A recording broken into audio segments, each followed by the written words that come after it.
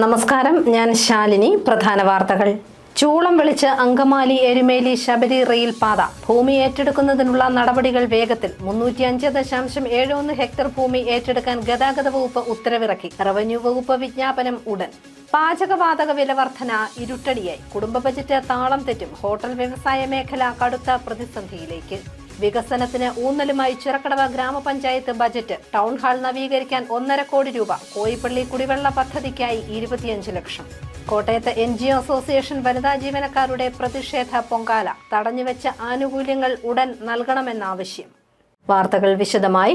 അങ്കമാലി എരുമേലി ശബരി റെയിൽപാതയ്ക്ക് ഭൂമി ഏറ്റെടുക്കുന്നതിനുള്ള നടപടികൾ വേഗത്തിലാക്കി സംസ്ഥാന സർക്കാർ. റവന്യൂ വകുപ്പ് ഉടൻ വിജ്ഞാപനമിറക്കും. 305.71 ഹെക്ടർ ഭൂമി ഏറ്റെടുക്കാൻ ഗതാഗത വകുപ്പ് ഉത്തരവിറക്കി. അങ്കമാലി എരുമേലി ശബരി റെയിൽപാതയ്ക്കായി ഭൂമി ഏറ്റെടുക്കാൻ ഭരണാനുമതി. ഭൂമി ഏറ്റെടുക്കുന്നതിനായി റവന്യൂ വകുപ്പ് ഉടൻ വിജ്ഞാപനം ഇറക്കും. എറണാകുളം, ഇടുക്കി, കോട്ടയം ജില്ലകളിലായാണ് ഭൂമി ഏറ്റെടുക്കുന്നത്. എറണാകുളം ജില്ലയിൽ ആലുവ, കുന്നത്തുനാട്, കോതമംഗലം, മൂവാറ്റുപുഴ താലൂക്കുകളിലായി 152.05 ഹെക്ടറും, കോട്ടയം ജില്ലയിൽ മീനച്ചിൽ, കാഞ്ഞിരപ്പള്ളി, കോട്ടയം താലൂക്കുകളിലായി 119.89 ഹെക്ടറും, ഇടുക്കി ജില്ലയിൽ തൊടുപുഴ താലൂക്കിൽ 33.77 ഹെക്ടറുമാണ് ഏറ്റെടുക്കുന്നത്. സംസ്ഥാന സർക്കാരിന്റെ നിരന്തര ഇടപെടലിനെ തുടർന്നാണ് ഇപ്പോൾ നടപടി ഉണ്ടായിരിക്കുന്നത്. പദ്ധതി ചെലവിന്റെ 50% സംസ്ഥാന സർക്കാർ വഹിക്കും. ഇതിനായി കിഫ്ബി വഴി 1900 കോടി രൂപ സംസ്ഥാനം നൽകും. 1997-98 റെയിൽവേ ബജറ്റിലാണ് ശബരി റെയിൽ പദ്ധതി അനുവദിച്ചത്. അങ്കമാലിയിൽ നിന്ന് കാലടി വരെയുള്ള റെയിൽവേ ലൈൻ പൂർത്തിയാക്കിയിട്ടുണ്ട്. 111 കിലോമീറ്ററാണ് നിർദ്ദിഷ്ട പദ്ധതി. അങ്കമാലി, കാലടി, പെരുമ്പാവൂർ, ഓടക്കാലി, കോതമംഗലം, മൂവാറ്റുപുഴ, വാഴക്കുളം, തൊടുപുഴ, കരിങ്കുന്നം, രാമപുരം, ഭരണങ്ങാനം, ചെമ്മലമറ്റം, കാഞ്ഞിരപ്പള്ളി, എരുമേലി എന്നിവയാണ് പാതയിലെ 14 സ്റ്റേഷനുകൾ. News bureau, Ponkunnam. വിലക്കയറ്റം കൊണ്ട് ബുദ്ധിമുട്ടിലായ ജനങ്ങൾക്ക് ഇരുട്ടടിയായി. പാചകവാതക വില വർധന. ഗാർഹികാവശ്യങ്ങൾക്കുള്ള ഗ്യാസ് സിലിണ്ടറിന് 60 രൂപ കൂട്ടി 913 രൂപയായി. ഹോട്ടലുകളിലും മറ്റും ഉപയോഗിക്കുന്ന ഗ്യാസ് സിലിണ്ടറിന് 1900 രൂപയായി. സിലിണ്ടറുകളുടെ ലഭ്യതയിൽ കുറവ് വന്നേക്കാമെന്ന ആശങ്കയാണ് നിലനിൽക്കുന്നത്. പാചകവാതക സിലിണ്ടറിന്റെ വില വർധന കുടുംബ ബജറ്റിനെ ഒന്നാകെ താളം തെറ്റിക്കുന്നു. ഗാർഹികാവശ്യത്തിനുള്ള ഗ്യാസ് സിലിണ്ടറിന് 60 രൂപയാണ് കൂട്ടിയത്. വാണിജ്യാവശ്യങ്ങൾക്കുള്ള സിലിണ്ടറിന് 115 രൂപയും കൂടി. ഇതോടെ വീട്ടിൽ ഉപയോഗിക്കുന്നതിനുള്ള ഗ്യാസ് സിലിണ്ടറിന് 913 രൂപ നൽകണം. നേരത്തെ ഇത് 853 രൂപയായിരുന്നു. വാണിജ്യാവശ്യങ്ങൾക്കുള്ള ഗ്യാസ് സിലിണ്ടറിന്റെ വില വർധന ഹോട്ടൽ വ്യവസായത്തെ കാര്യമായി ബാധിക്കുമെന്ന ആശങ്ക ഉയരുന്നുണ്ട്. വർധനയ്ക്ക് പുറമെ സിലിണ്ടറുകളുടെ ലഭ്യത കുറവും ആശങ്കയുണ്ടാക്കുന്നതായി ഹോട്ടൽ ആൻഡ് റെസ്റ്റോറന്റ് അസോസിയേഷൻ ജില്ലാ ട്രഷറർ മനോജ് കുമാർ പറയുന്നു.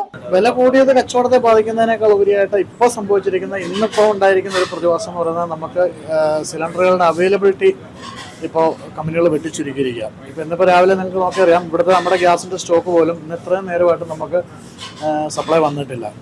ഓൾറെഡി മാർച്ച് 1-ാം തീയതി 30 രൂപയോളം സിലിണ്ടറിന് എല്ലാ മാസവും ഉണ്ടാകുന്ന പ്രതിഭാസം അനുസരിച്ച് കൂടിയാലും, പക്ഷേ ഇപ്പോൾ ഈ യുദ്ധത്തിൻ്റെ ഒരു സാഹചര്യം വന്നപ്പോഴേക്കും ഇന്നിപ്പം രാവിലെ 115 രൂപയാണ് കൊമേഴ്സ്യൽ സിലിണ്ടറിന് വില കൂടിയിരിക്കുന്നത്. ഇപ്പോൾ നമുക്കിപ്പം ഇന്നിപ്പോൾ 115 രൂപ കൂടിയപ്പോൾ 1900 രൂപയായി ഒരു സിലിണ്ടറിൻ്റെ വില. പക്ഷേ സിലിണ്ടറിൻ്റെ അവൈലബിലിറ്റി വലിയ പ്രശ്നമാണ്. ഇപ്പം ഞാൻ ഉൾപ്പെടെയുള്ള ഹോട്ടലുകളെ സംബന്ധിച്ച് 2-3 ദിവസത്തിൽ കൂടുതലൊന്നും തുറന്ന് പ്രവർത്തിക്കാൻ പറ്റുന്ന സാഹചര്യമില്ല. അതായത് അൺലിമിറ്റഡായിട്ട് കിട്ടിയെങ്കിൽ മാത്രമേ നമുക്കിത് തുറന്ന് പ്രവർത്തിക്കാൻ പറ്റുള്ളൂ. ഗ്യാസ് വില ഉയർത്തിയത് കുടുംബ ബജറ്റിന്റെ താളം തെറ്റിക്കുമെന്ന് വീട്ടമ്മമാർ പറഞ്ഞു. വിറകടുപ്പുകൾ ഉപേക്ഷിച്ച് പാചകവാതകത്തെ മാത്രം ആശ്രയിക്കുന്നവർക്ക് വില വർധന കനത്ത ആശങ്കയാണ് ഉണ്ടാക്കുന്നതെന്നും വീട്ടമ്മമാർ പറയുന്നു. വിറകടുപ്പുകളൊക്കെ ഇപ്പം വളരെ കുറവായതുകൊണ്ട് നമ്മൾ ഗ്യാസിനെയാണ് എപ്പോഴും ആശ്രയിക്കുന്നത്. പ്രത്യേകിച്ച് ജോലിക്ക് പോകുന്നവരും ഓരോ ഇതിന് പോകുന്ന ആൾക്കാർക്ക് പിന്നെ ഗ്യാസിനെയാണ് കൂടുതൽ ആശ്രയിക്കേണ്ടി വരുന്നത്. അപ്പം ഞങ്ങളെപ്പോലുള്ള സ്ത്രീകൾക്ക് ഏറ്റവും കൂടുതൽ ബുദ്ധിമുട്ടാണ് ഈ പാചകവാതകത്തിന്. 60 രൂപയാണ് ഇപ്പോൾ കൂടിയിരിക്കുന്നത്. അപ്പം ഇത്രയും ഒറ്റയടിക്ക് കൂടിയത് വളരെ ബുദ്ധിമുട്ടുണ്ടാക്കുന്ന ഒരു സംഭവം. ഇറാൻ US യുദ്ധം നീളുമെന്ന ആശങ്കയിൽ ക്രൂഡ് ഓയിൽ വില ഉൾപ്പെടെ കുതിച്ചുയർന്നിട്ടുണ്ട്. News bureau, Kottayam. കാർഷിക മേഖല അടക്കം സമസ്ത മേഖലകളിലും വികസനം ലക്ഷ്യമിട്ട് ചിറക്കടവ് ഗ്രാമപഞ്ചായത്തിന്റെ സാമ്പത്തിക വർഷത്തെ ബജറ്റ്. കോയിപ്പള്ളി കുടിവെള്ള പദ്ധതിക്കായി 25 ലക്ഷം രൂപ വകയിരുത്തിയിട്ടുണ്ട്. കാർഷിക മേഖല ഉൾപ്പെടെ എല്ലാ മേഖലകൾക്കും പ്രാധാന്യം നൽകി ചിറക്കടവ് ഗ്രാമപഞ്ചായത്തിന്റെ ബഡ്ജറ്റ് മഹാത്മാഗാന്ധി ടൗൺ ഹാൾ നിർമ്മിക്കുന്നതിനും പഞ്ചായത്തിന് സ്ഥലം വാങ്ങുന്നതിനുമായി 3 കോടി രൂപ ബജറ്റിൽ വകയിരുത്തിയിട്ടുണ്ട്. ലൈഫ് ഭവന പദ്ധതിക്കായി 2,88 ലക്ഷം രൂപയും ഡയാലിസിസ് രോഗികൾക്ക് ധനസഹായമായി 2 ലക്ഷം രൂപയും അനുവദിച്ചു. കോയിപ്പള്ളി ചെന്നാക്കുന്ന കുടിവെള്ള പദ്ധതികൾക്കായി 25 ലക്ഷം രൂപ വീതമാണ് അനുവദിച്ചിട്ടുള്ളത്. മണ്ണംപ്ലാവ് കുടിവെള്ള പദ്ധതിക്ക് 5 ലക്ഷം രൂപയും വകയിരുത്തി. വിവിധ റോഡുകളുടെ നവീകരണത്തിനായി 2,02,50,000 രൂപയും അനുവദിച്ചു. വാളക്കയത്തും പടനിലത്തും PHC സെന്ററുകൾക്കായി 50 ലക്ഷം രൂപ വീതവും അനുവദിച്ചിട്ടുണ്ട്. 49,46,84,690 രൂപ വരവും 45,34,99,270 രൂപ ചെലവും 4,11,85,420 രൂപ മിച്ചവും പ്രതീക്ഷിക്കുന്ന ബജറ്റാണ് വൈസ് പ്രസിഡന്റ് മോളിക്കുട്ടി തോമസ് അവതരിപ്പിച്ചത്.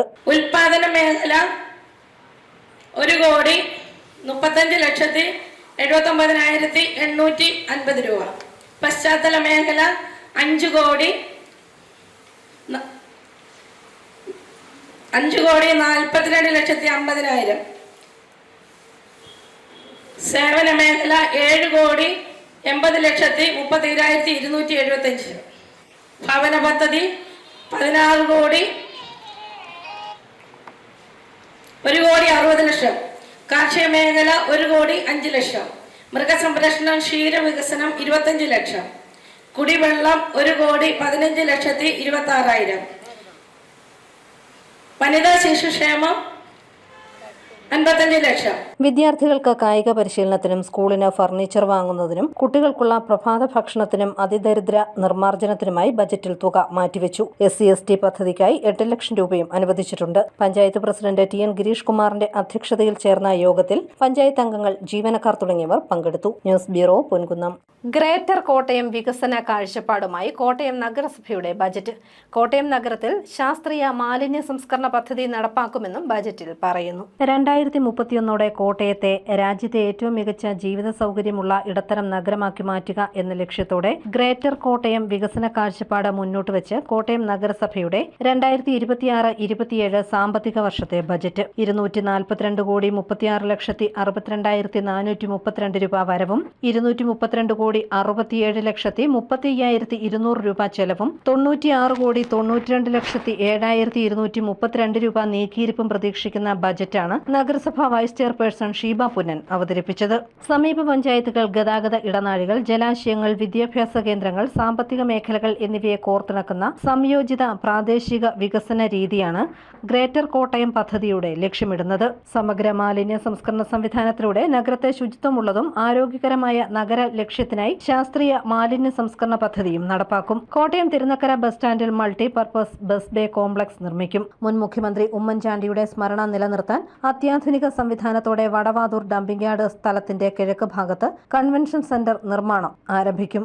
APJ അബ്ദുൽ കലാം ഓഡിറ്റോറിയം നവീകരിച്ച് പൊതുജനങ്ങൾക്ക് സമർപ്പിക്കും. Nagampadam bus stand, Chingavanam shopping complex centre, Nehru park എന്നിവയുടെ നവീകരണം നടത്തും. വിജയപുരം ഗ്രാമപഞ്ചായത്തുമായി സഹകരിച്ച് കഞ്ഞിക്കുഴിയിലെ ട്രാഫിക് തിരക്ക് കുറയ്ക്കാൻ കളത്തിപ്പടി മധുരഞ്ചേരി കടവ് ഇറഞ്ഞാൽ ബൈപ്പാസ് നിർമ്മാണം ആരംഭിക്കും. നഗരത്തിലേക്ക് മികച്ച രൂപകൽപ്പനയുള്ളതും കാലാവസ്ഥാ വ്യതിയാനങ്ങളെ അതിജീവിക്കുന്നതും വിജ്ഞാനാധിഷ്ഠിതവുമായ ഒരു നഗരത്തിനായുള്ള കാഴ്ചപ്പാട്. ചുരുക്കം: സമ്പൂർണ്ണ സാക്ഷരത കൈവരിച്ച ഇന്ത്യയിലെ ആദ്യത്തെ ജില്ല എന്ന നിലയിൽ കോട്ടയത്തിന് രാജ്യത്തിന്റെ ചരിത്രത്തിൽ സവിശേഷമായ സ്ഥാനമുണ്ട്. അക്ഷരങ്ങളുടെയും തടാകങ്ങളുടെയും റബ്ബറിന്റെയും നാട് എന്നറിയപ്പെടുന്ന ഈ നഗരം സാമ്പത്തിക ഉൽപാദനക്ഷമതയുടെയും പാരിസ്ഥിതിക സമൃദ്ധിയുടെയും വൈജ്ഞാനിക മൂലധനത്തിന്റെയും പ്രതീകമാണ്.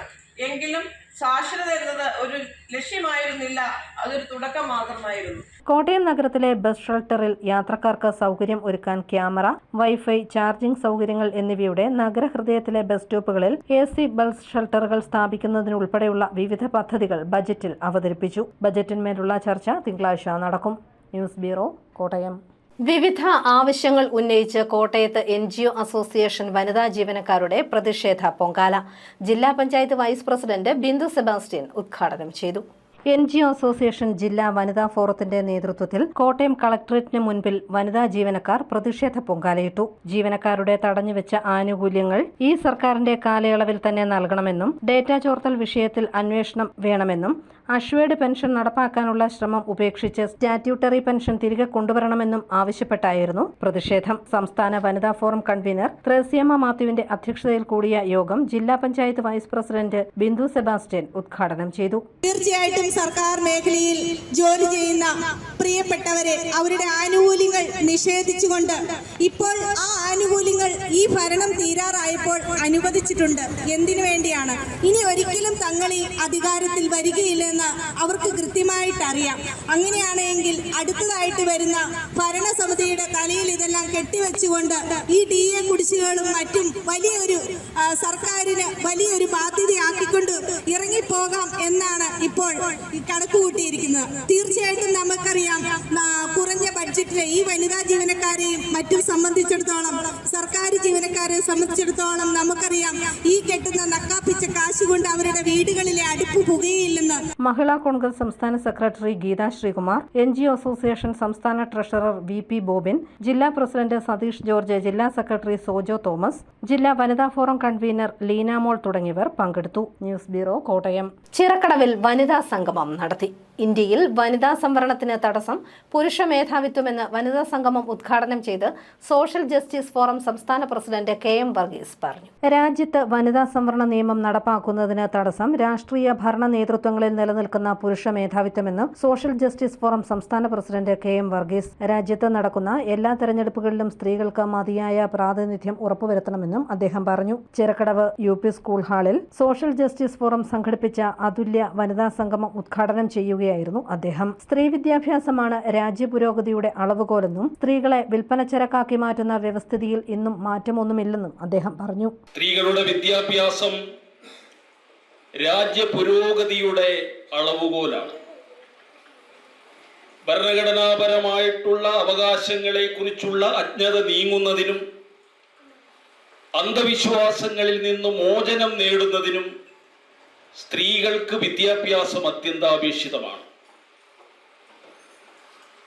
സ്ത്രീക്കും പുരുഷനുമുള്ള തുല്യത ഭരണഘടന അനുശാസിക്കുമ്പോൾ തന്നെ സ്ത്രീകൾക്കും കുട്ടികൾക്കും പ്രത്യേക പരിഗണനയും പരിരക്ഷയും ഉറപ്പു നൽകുന്നുണ്ട്.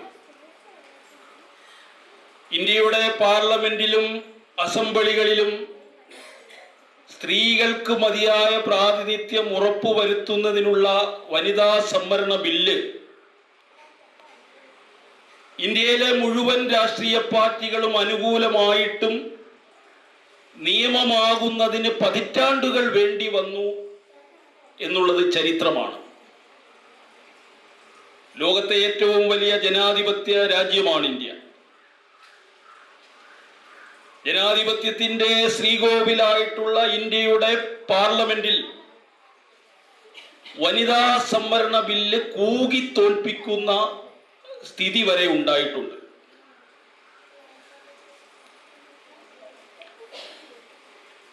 സ്ത്രീധന നിരോധന നിയമം സമൂഹത്തിന്റെ താഴെ തട്ടിലെത്താത്തത് കാരണം സ്ത്രീകളെ വിൽപ്പനച്ചരക്കാക്കി മാറ്റുന്ന വ്യവസ്ഥിതിയിൽ ഒരു മാറ്റവും ഉണ്ടായിട്ടില്ല. സോഷ്യൽ ജസ്റ്റിസ് ഫോറം സംസ്ഥാന കമ്മിറ്റി അംഗം KN ഷീബ യോഗത്തിൽ അധ്യക്ഷയായി. സംസ്ഥാന അവാർഡ് നേടിയ അംഗനവാടി അധ്യാപിക ഷീബ ഡാനിയൽ പ്രതിഭാ സംഗമം ഉദ്ഘാടനം ചെയ്തു. കുഞ്ഞിളം കയ്യിൽ സമ്മാനം വിതരണം ഗ്രാമപഞ്ചായത്ത് ആരോഗ്യ വിദ്യാഭ്യാസ സ്റ്റാൻഡിംഗ് കമ്മിറ്റി ചെയർപേഴ്സൺ ഷാക്കി സജീവ് നിർവഹിച്ചു. സമ്മേളനത്തിൽ വ്യത്യസ്ത മേഖലകളിൽ മികവ് തെളിയിച്ച അർച്ചന Sadasivan, Sugandhi PS, VP Rajamma, Leena Krishnan, Sujatha MK എന്നിവരെ ആദരിച്ചു. കൂടാതെ സംസ്ഥാന കമ്മിറ്റി അംഗം ജെയ്സൺ ജേക്കബ്, അമ്മമാരെയും ഗ്രാമപഞ്ചായത്ത് അംഗം ലതാ ശ്രീകുമാർ, അധ്യാപകരെയും ആദരിച്ചു. നിയമ വിദ്യാർത്ഥിനി അർച്ചന സദാശിവൻ വനിതാ ദിന സന്ദേശം നൽകി. Mini Mathew, Nayana Sarath, Sunitha Anilkumar, school headmistress Nisha S തുടങ്ങിയവർ പങ്കെടുത്തു. News bureau Ponkunnam. ഏലിക്കുളം ഗ്രാമപഞ്ചായത്ത് ബജറ്റ് അവതരിപ്പിച്ചു. കാർഷിക മേഖലയ്ക്കും വയോജന ക്ഷേമത്തിനും മുൻഗണന നൽകിയ ബജറ്റാണ് വൈസ് പ്രസിഡന്റ് മാത്യൂസ് പെരുമനങ്ങാട്ട് അവതരിപ്പിച്ചത്. ഏലിക്കുളം പഞ്ചായത്തിന്റെ 2026-27 വർഷത്തിലെ ബജറ്റ് ഊന്നൽ നൽകിയത് കാർഷിക വികസനത്തിനും ദാരിദ്ര്യ ലഘൂകരണത്തിനും കൃഷിക്കും മൃഗസംരക്ഷണവും ഉൾപ്പെടെയുള്ള പദ്ധതികൾക്കാണ്. 70,39,020 രൂപയാണ് മാറ്റിവെച്ചിരിക്കുന്നത്. ഭിന്നശേഷിക്കാർക്കും വയോജനങ്ങളുടെ പാലിയേറ്റീവ് പ്രവൃത്തികൾക്കുമായി 27,59,340 രൂപയും അനുവദിച്ചിട്ടുണ്ട്. 26,54,80,510 രൂപ വരവും 24,47,80,510 രൂപ ചിലവും നീക്കിയിരിപ്പായി 2,06,25,486 രൂപയും പ്രതീക്ഷിക്കുന്ന ബജറ്റാണ് വൈസ് പ്രസിഡന്റ് മാത്യൂസ് പെരുമനങ്ങാട് അവതരിപ്പിച്ചത്. പ്രസിഡന്റ് യമുന പ്രസാദ് അധ്യക്ഷത വഹിച്ചു. പഞ്ചായത്ത് സ്ഥിരം സമിതി അധ്യക്ഷന്മാർ, പഞ്ചായത്ത് അംഗങ്ങൾ, ജീവനക്കാർ, വിവിധ രാഷ്ട്രീയ കക്ഷി പ്രതിനിധികൾ എന്നിവർ പ്രസംഗിച്ചു. ന്യൂസ് ബ്യൂറോ, പാല. തിരുവാർപ്പ് കാഞ്ഞിരംകവല സർപ്പപ്പറമ്പ് കളപ്പുരക്കടവ് റോഡ് നാടിന് സമർപ്പിച്ചു.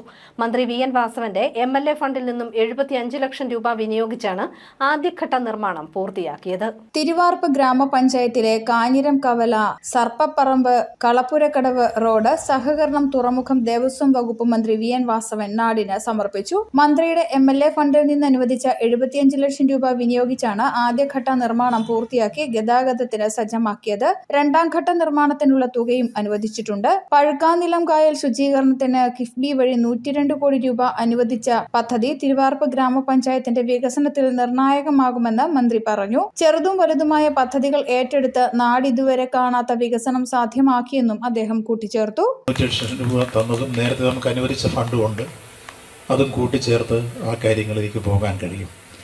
നേരത്തെ നമ്മൾ തന്നിട്ടുള്ള കുമരവും പാണ്ഡം സാർ റോഡ് 17 കോടി രൂപ നമ്മുടെ ബഡ്ജറ്റിൽ അനുവദിച്ച് ഇപ്പോഴും കിടക്കുകയാണ്. ആ റോഡിന് പുതിയൊരു അലൈൻമെൻറ്റ് ഉണ്ടാക്കിക്കൊണ്ട് മുന്നോട്ട് നീങ്ങേണ്ട സ്ഥിതിയുണ്ട്. അത് ആ രൂപത്തിൽ നമുക്ക് ചെയ്തു തീർക്കാൻ കഴിയും. അതേപോലെ തന്നെ നമ്മുടെ പഞ്ചായത്തിലെ വിവിധങ്ങളായിട്ടുള്ള വഴികൾ ചെറുതും വലുതുമായുള്ളത് ഹാർബർ എഞ്ചിനീയറിംഗിലും അതേപോലെ തന്നെ MLA ഫണ്ടും ഒപ്പം ഫിഷറീസിൻ്റെ ഫണ്ടും നമ്മുടെ ഡ്രോട്ട് റിലീഫും ഫ്ലഡ് റിലീഫും പ്ലാൻ ഫണ്ടും എല്ലാം ചേർത്ത് ഏതാണ്ട് പൂർത്തീകരിക്കപ്പെടുന്ന രൂപത്തിലേക്ക് നമ്മൾ എന്തൊക്കെ പ്ലാൻ ചെയ്തു ആ പ്ലാൻ ചെയ്തെല്ലാം പൂർത്തീകരിച്ചിരിക്കും.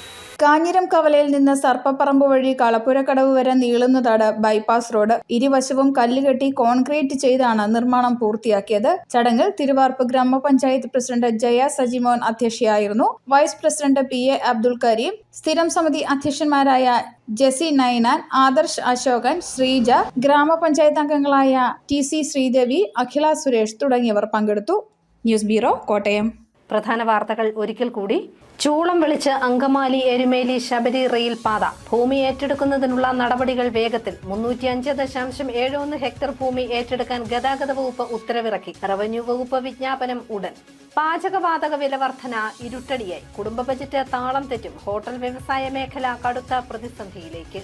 വികസനത്തിന് ഊന്നലുമായി ചിറക്കടവ് ഗ്രാമപഞ്ചായത്ത് ബജറ്റ്. ടൗൺ ഹാൾ നവീകരിക്കാൻ 1.5 കോടി രൂപ. കോയിപ്പള്ളി കുടിവെള്ള പദ്ധതിക്കായി 25 ലക്ഷം.